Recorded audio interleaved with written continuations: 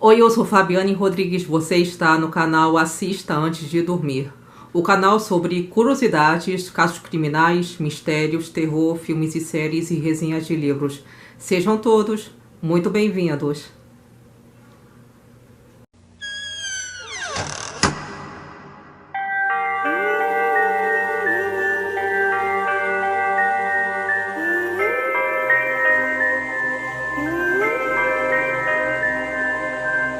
Bom, sempre às sextas-feiras eu trago aqui para o canal os maiores casos criminais que aconteceram tanto aqui no Rio de Janeiro como pelo Brasil e pelo mundo, que mais chocaram e que ficaram marcados para a história do crime. Inclusive já faz um bom tempo que eu não trago casos criminais aqui para o canal, mas agora que eu estou de férias da faculdade fica bem mais fácil para mim eu pesquisar casos e trazer esse tipo de conteúdo aqui para o canal, né? Então hoje finalmente eu estou trazendo mais um caso.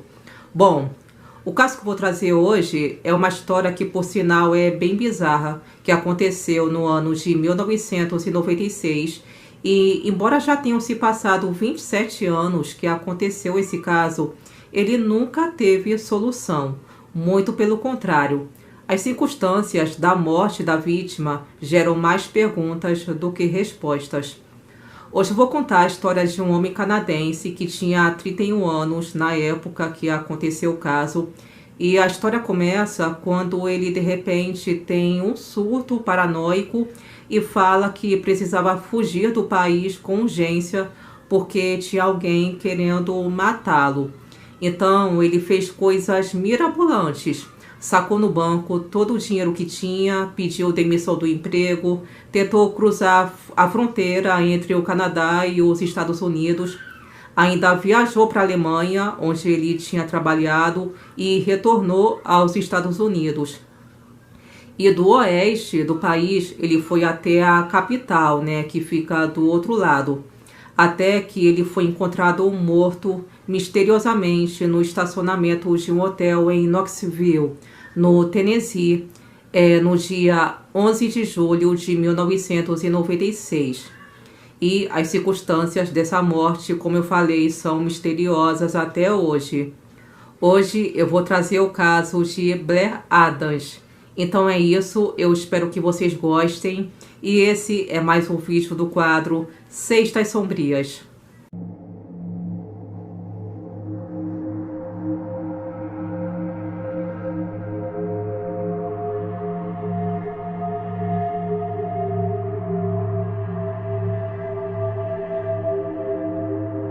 Antes de contar para vocês como se deu o mistério do caso, eu vou contar a história da vítima desde a infância de uma forma bem resumida, para que o vídeo não fique muito cansativo para vocês que estão assistindo, mas eu acredito que tem alguns detalhes da história dele que possam fazer sentido, né, para que vocês que estão assistindo tirem suas próprias conclusões, se é que isso é possível, né?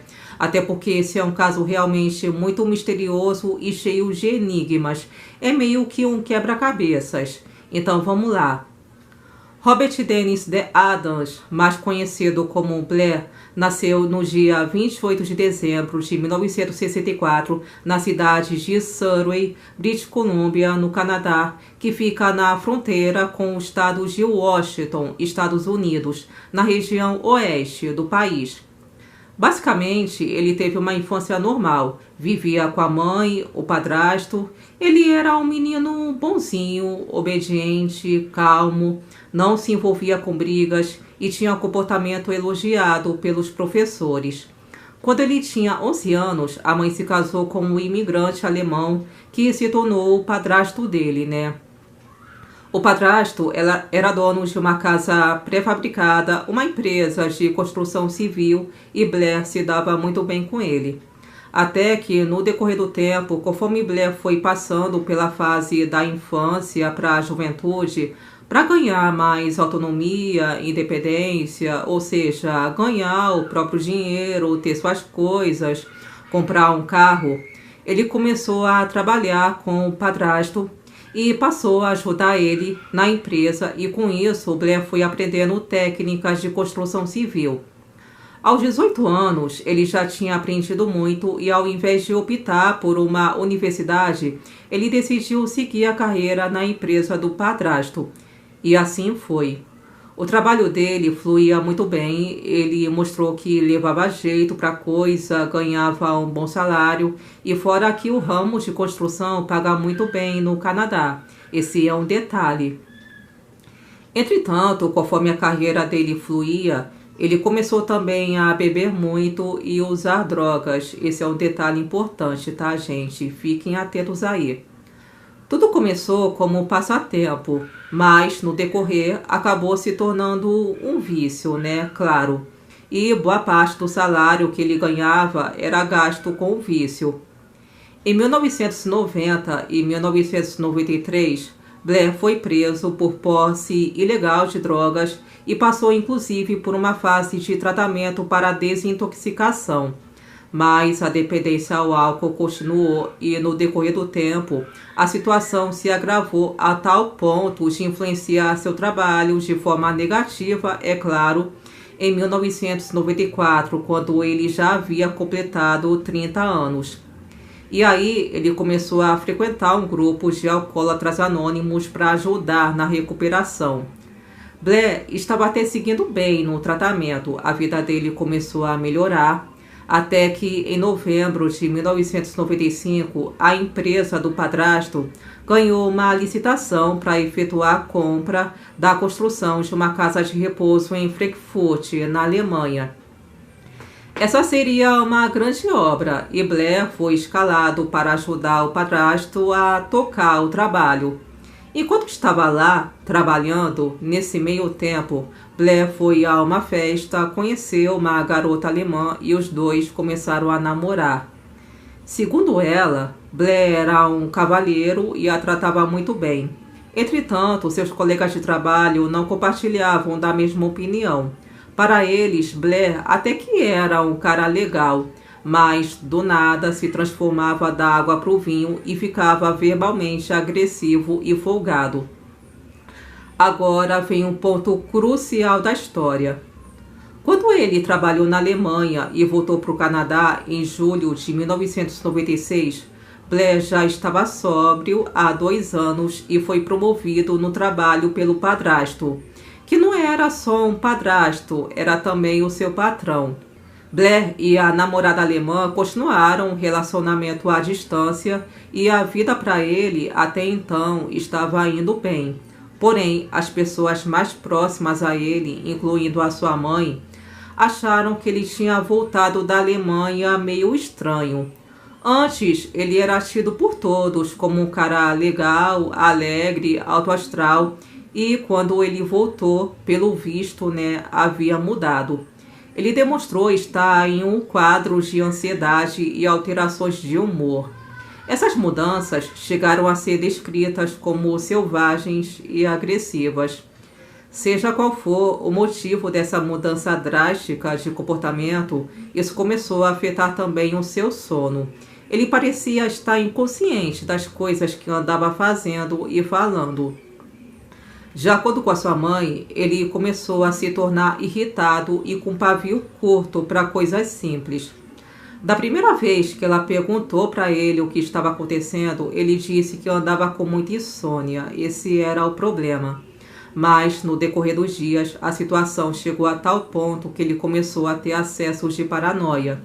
Aí, quando a mãe perguntou de novo o que estava acontecendo, dessa vez ele respondeu: "Mãe, melhor você nem saber."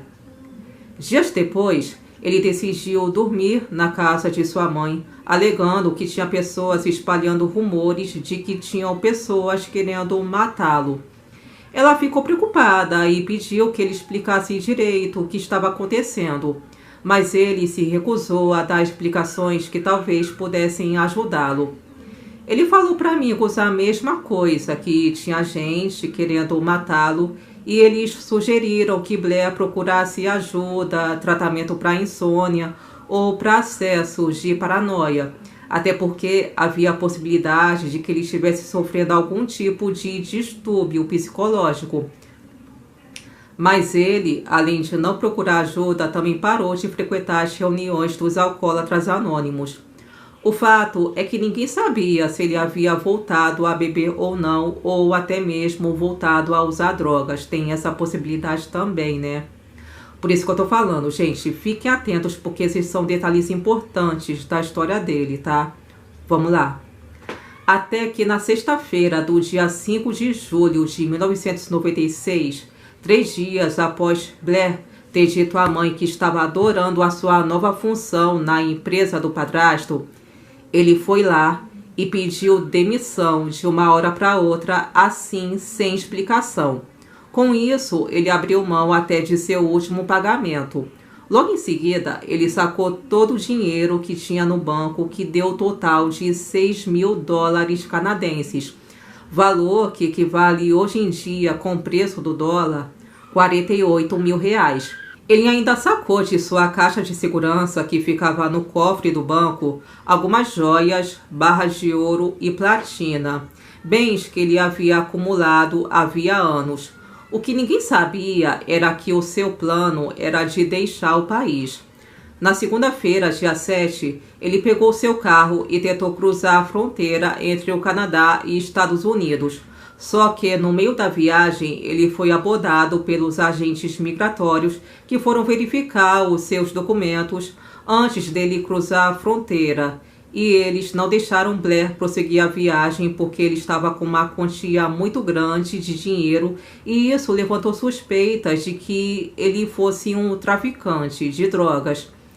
Eles perguntaram a Blair se ele tinha passagem pela polícia. Ele disse que não, mas, verificando o sistema, os policiais viram que ele tinha 2 passagens relacionadas à posse de drogas no passado. Então Blair foi impedido de entrar nos Estados Unidos. Transtornado, ele voltou para casa. E na quarta-feira, no dia 9 de julho, ele tentou cruzar a fronteira novamente e mais uma vez foi impedido. Dessa vez porque ele se assemelhava muito com a descrição de alguém que tinha acabado de roubar e abandonar um carro azul ali por perto. Sem contar que ele estava com os braços e mãos arranhados e agindo de forma errática. Blair negou ter roubado qualquer veículo, mas o fato é que ninguém sabia como ele tinha chegado até ali, porque dessa vez ele pretendia cruzar a fronteira a pé. E detalhe que dias antes, um amigo relatou ter visto ele conduzindo um carro azul que não era o Chevette que ele tinha. E esse carro azul tinha as mesmas características do carro que foi abandonado ali perto da fronteira. Mas, como a polícia não tinha provas para acusá-lo formalmente de roubo, Blair foi liberado da acusação. Mas isso não significa que ele teria autorização das autoridades para cruzar a fronteira. Então, qual foi a ideia dele? Blair pegou um táxi e seguiu em direção ao aeroporto de Vancouver, no Canadá. Lá, ele comprou uma passagem para Frankfurt, na Alemanha, onde ele havia trabalhado anteriormente. Lembra que eu falei? Porque já que ele estava há 2 dias tentando cruzar a fronteira para ir para os Estados Unidos e foi impedido, então a opção era viajar para a Alemanha. Mas como ele não tinha reservado essa passagem com antecedência, a passagem custou $1.800 canadenses. Ele ia voar naquela tarde mesmo, mas como não havia disponibilidade de voo, ele aceitou voar na manhã do dia seguinte. Com isso, ele saiu direto do aeroporto e foi para a casa de sua namorada, na Alemanha. Quando ele chegou lá, ele estava muito estressado e pediu para ela que ajudasse a entrar ilegalmente nos Estados Unidos. Ela não aceitou e parece que ele retornou ao Canadá e pegou um táxi em direção à casa da mãe dele. Detalhe que ele foi embora da Alemanha sem dar nenhuma satisfação para a namorada ou explicar o que estava acontecendo. Outro detalhe também é que ele já não morava mais com a mãe e o padrasto, ele já tinha seu próprio apartamento, mas há dias ele não queria dormir lá. Pela manhã, Blair foi de táxi até o aeroporto, mas ao invés dele embarcar em seu voo para Frankfurt, ele o cancelou. E dos $1.600 que ele pagou de passagem, ele recebeu 800 como crédito. Ali do balcão de embarque, ele se dirigiu à empresa Enterprise e alugou um carro. E foi com esse carro que ele conseguiu cruzar a fronteira entre o Canadá e Estados Unidos, no caso entre Vancouver e Seattle. No aeroporto internacional Tacoma-Seattle, ele devolveu o carro. Na verdade foi assim, né? Só para vocês entenderem o que ele fez. Ele usou essa estratégia de ir de um aeroporto para o outro, entendeu? Do aeroporto do Canadá para o aeroporto de Seattle, nos Estados Unidos. Aí, qual foi a ideia dele? A ideia dele foi alugar um carro do aeroporto de Vancouver, no Canadá, para depois devolver para o aeroporto dos Estados Unidos. Assim, ele ia cruzar a fronteira, entendeu? Feito isso, ele comprou uma passagem para Washington, D.C. e ali do aeroporto do estado de Washington, que fica no oeste dos Estados Unidos, na fronteira com o Canadá, ele comprou uma passagem para outra Washington, que no caso é a capital dos Estados Unidos e que fica lá do outro lado, bem longe. Foi assim que ele fez. E na hora que ele tentou efetuar a compra dessa passagem de Seattle até Washington, D.C., a funcionária da companhia aérea que ele estava voando informou que caso ele quisesse usar os $800 que ele tinha de crédito de passagem que ele havia cancelado, ele poderia pagar uma passagem de ida e volta pela metade do preço e ainda ficar com $400 sobrando para uma futura viagem. Mas Blair se recusou a comprar uma passagem de ida e volta e gastou todos os créditos que tinha só para pagar uma passagem de ida. Então Blair desembarcou no aeroporto internacional de Washington, D.C. às 5 horas da manhã na quarta-feira do dia 10 de julho. Lá, ele alugou um carro da marca Toyota, da cor branca, e pegou a estrada interestadual 81, sentido oeste. Agora veja só o que ele fez. Ele veio do oeste do país, entendeu? Foi para o leste dos Estados Unidos de avião, entrou no carro e começou a seguir a estrada sentido oeste. Olha que coisa, né, gente? Dá para entender isso? 2 horas depois, enquanto passava pela cidade de Troy, no estado da Virgínia, Blair foi parar o carro antes de cruzar uma linha de trem e percebeu que estava muito perto da faixa e deu uma ré. Só que quando ele foi dar essa ré, ele bateu em outro veículo, mas felizmente a batida não foi nada grave e o motorista que estava no carro de trás disse que Blair parecia estressado, com pressa, mas foi muito educado com ele e pediu desculpas. Até que 7 horas depois dele ter alugado esse carro e entrado na estrada, às 5h30 da tarde, Blair resolveu parar para abastecer o carro em uma cidade do Knoxville, no estado do Tennessee.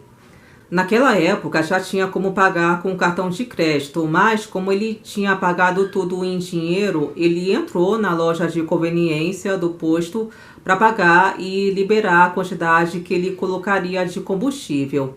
Ao retornar para o carro, ele abasteceu, mas na hora de sair, ele tentou ligar o veículo, mas ele não funcionou. Blair tentou várias vezes, mas o motor não dava partida. Frustrado, ele voltou para a loja e pediu para que a moça do caixa chamasse um mecânico.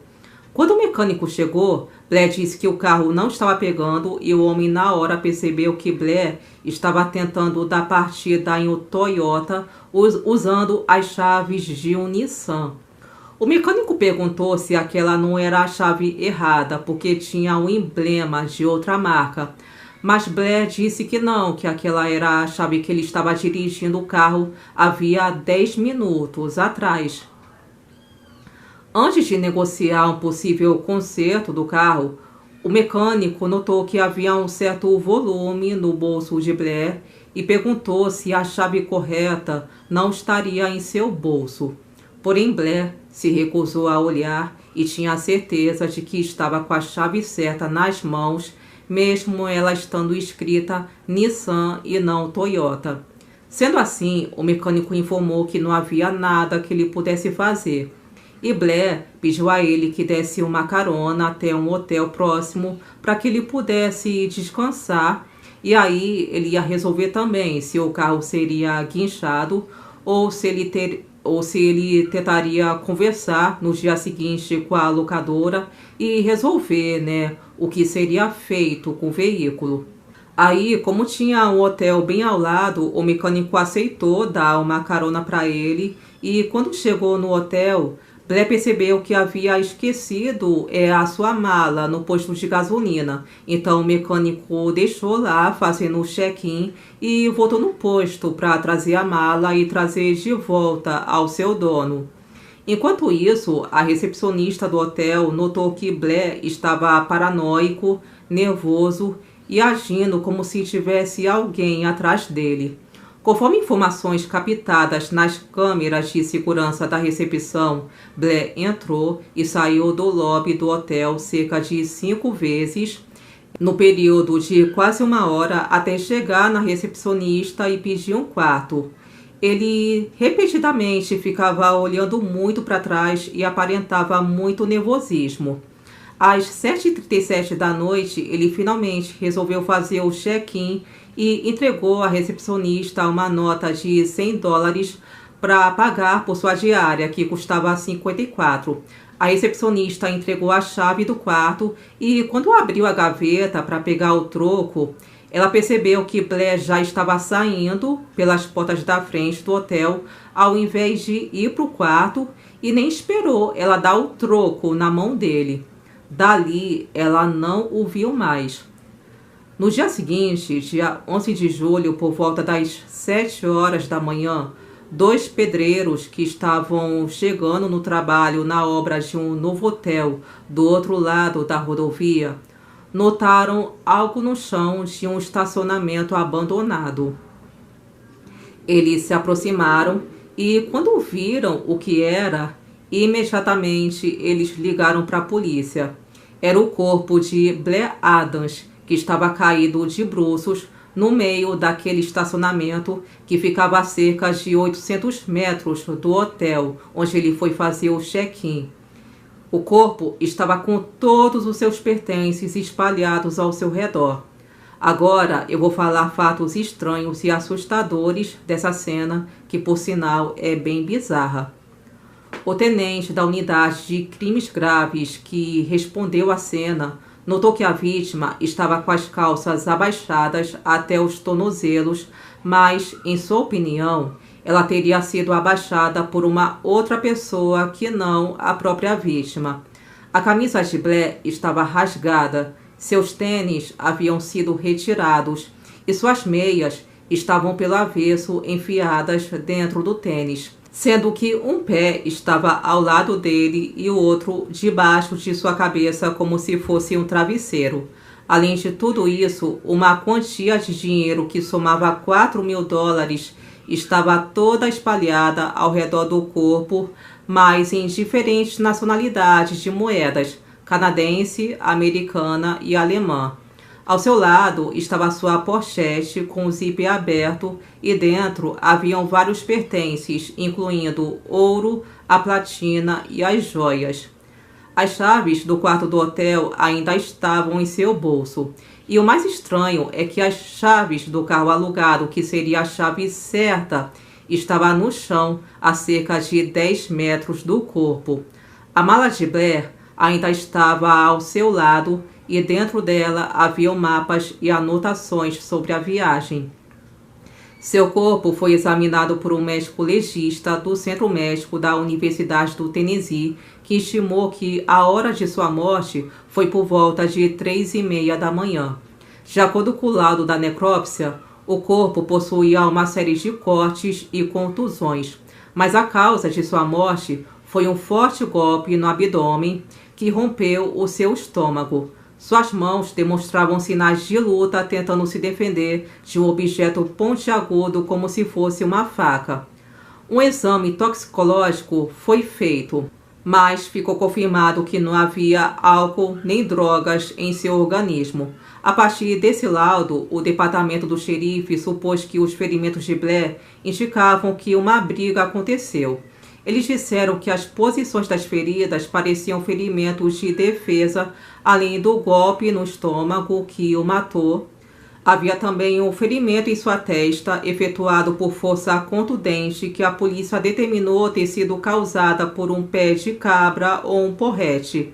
Entretanto, não foi encontrado nenhum objeto parecido com isso perto do local, por mais que ali fosse uma área de construção, e itens assim poderiam fazer parte de material de obra, como por exemplo, enxadas, pás ou outros tipos de canos de barra ou de metal. Acredita-se que Blair possa ter sido agredido sexualmente, mas não foi detectado qualquer evidência que comprovasse isso. A única evidência que apoia essa teoria é que ele foi encontrado nu, da cintura para baixo, com as calças abaixadas, e uma pequena fissura anal foi citada no laudo da necrópsia. O médico legista explica que a fissura não necessariamente indica que alguma penetração ocorreu, mas deixa a dúvida. Na verdade, a única evidência física comprovada é que a polícia encontrou um fio de cabelo de outra pessoa entrelaçado na mão de Blair. Assim que foi contatada pela polícia, a mãe da vítima viajou para os Estados Unidos e conversou com os policiais. Primeiro, ela disse que não sabia por que o filho tinha saído do Canadá e nem fazia a menor ideia porque ele estava naquela região dos Estados Unidos, sendo que ele não conhecia ninguém por lá, tampouco o local. Ela só se lembrava dele ter comentado que iria assistir aos Jogos Olímpicos de Verão de 1996, que aconteceria em Atlanta, mas nada além disso ela pôde dizer sobre os planos do filho. A primeira meta, então, dos investigadores era descobrir o que aconteceu entre o momento em que Blair saiu da recepção do hotel, entre as 7h37 da noite e as 3h30 da manhã, horário provável de sua morte. Como em seu estômago foram encontrados vestígios de camarão, carne vermelha e alface, os investigadores começaram a procurar restaurantes daquela região da proximidade que servisse esse tipo de alimento para ter uma ideia do que, onde e com quem Blair esteve na noite em que faleceu. Esses itens poderiam muito bem constar no cardápio de um restaurante que ficava bem ao lado do hotel. Quando os investigadores foram entrevistar os funcionários desse restaurante, duas garçonetes disseram ter visto Blair conversando com um homem do lado de fora. Um retrato falado desse outro homem e de Blair até foi feito, mas só o de Blair foi divulgado até hoje. Isso porque a polícia não sabia se esse era o homem que estava ameaçando a vida dele ou se era alguém que Blair havia acabado de conhecer.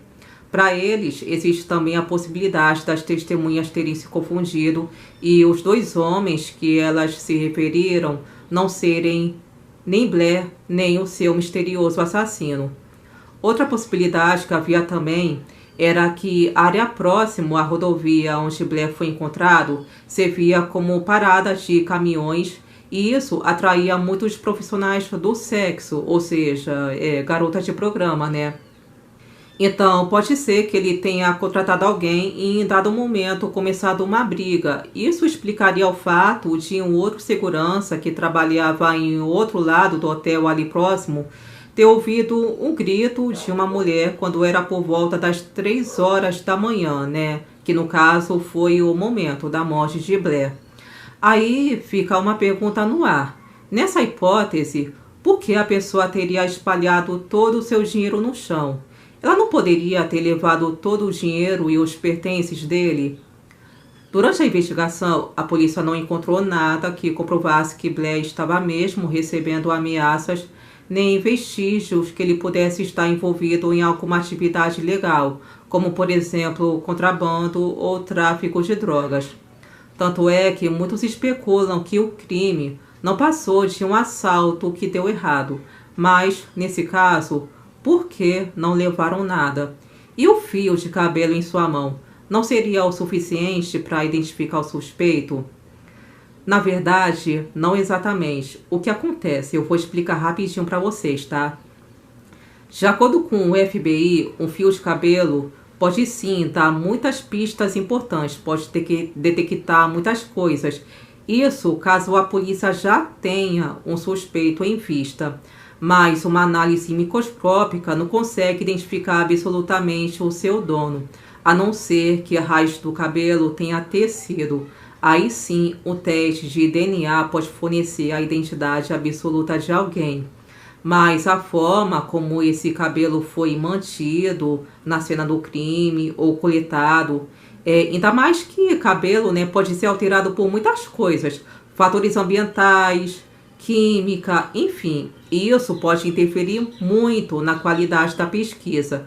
Por isso, é muito difícil que um fio de cabelo sirva como evidência identificadora de um processo judicial nos Estados Unidos.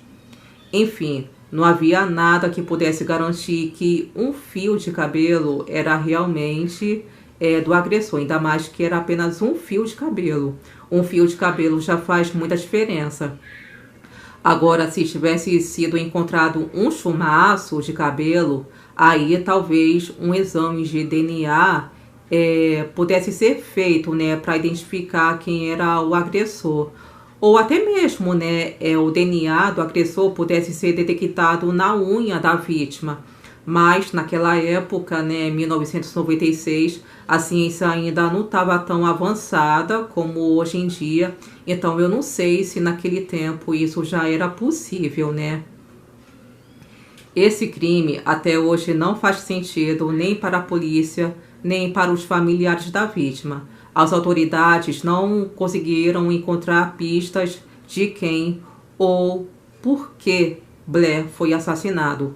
Eles inicialmente pensaram que era um roubo que tivesse dado errado, mas como todo o dinheiro e ouro foram encontrados ao redor de seu corpo, isso não fazia sentido. Os investigadores até chegaram a levantar a hipótese do possível caso de esquizofrenia que a vítima estava apresentando, mas os ferimentos em seu corpo contradizem essa versão. Então, eles questionaram se o assassinato havia sido devido a um tráfico de drogas que deu errado, mas, novamente, não havia evidências que pudessem apoiar essa teoria. Enfim, não era o caso de simples paranoia, afinal, Blair foi assassinado. Uma outra teoria também que foi levantada é que ele teria sido assassinado por uma prostituta ou um cafetão, mas essa hipótese também foi descartada. Agora eu vou falar um detalhe curioso também para encerrar esse vídeo. Mais recentemente, no ano de 2017, a mãe de Blair foi entrevistada para um jornal novamente. Ela já estava com 73 anos. E aí ela disse algo que nunca havia revelado para ninguém, nem para a polícia. Ela alegou que o filho havia comentado que ia viajar para o sul dos Estados Unidos para assistir os Jogos de Verão de Atlanta, mas ela também revelou outro detalhe interessante. Ela comentou que teve um certo momento da vida do filho que ele teve um envolvimento de forma romântica com outro homem que era o seu colega de quarto. Apesar dele não ser homossexual assumido, ou seja, apesar dele sempre ter sido heterossexual, ele chegou a se envolver com outro homem, entendeu? Então, isso poderia levantar suspeitas de que ele pudesse ter sido perseguido ou até mesmo assassinado pelo ex-namorado. Então, por que a mãe dele só foi contar isso em 2017? Não se sabe. O fato é que depois dela ter revelado esse fato, ela nunca mais quis falar nesse assunto, nem o padrasto dele. A mãe dele, por fim, faleceu em 2020. Ela foi enterrada no mesmo cemitério que Blair, em British Columbia, no Canadá, que é a terra natal deles. O padrasto ainda está vivo, mas ele também não fala sobre esse assunto. O fato é que 27 anos depois que ocorreu o crime, o caso ainda é um mistério. e se Blair estava realmente sendo perseguido e por quem, provavelmente nunca saberemos.